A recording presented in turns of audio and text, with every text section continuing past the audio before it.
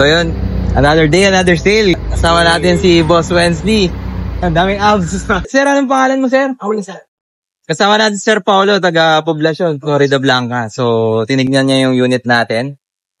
Nissan Exalta, STA, 2001 and model. So, automatic, VIP with sunroof. So, si Sir, hindi niya na pinakawalan, magda-down payment na daw si Sir. So, let's go! Sa part na to mga boss, dinodouble check lang nila tatay, yung kasama nila mekaniko, bago nila kunin yung sasakyan.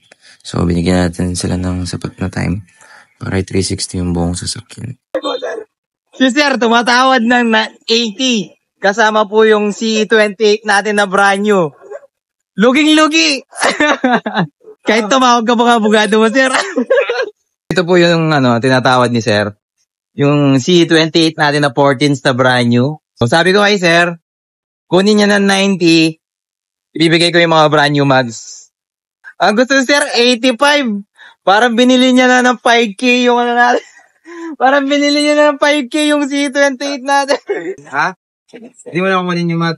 77. Okay, 77. Non-deal. Down payment. Sige po. Sir, disclose ko lang. One down payment is non-refundable just in case na hindi nyo magustuhan yung unit. Oh, sige po. Dami pera, sir. Okay lang daw. Walang refundable yung 5,000. Balik ka lang naman. Sige po. Antayin ko po kayo. Dito lang. Thank you. Thank you, thank you. Done deal. Kawin mo pa, driver. Nissan Exalta STA. Sold. Done deal. Alright. God bless.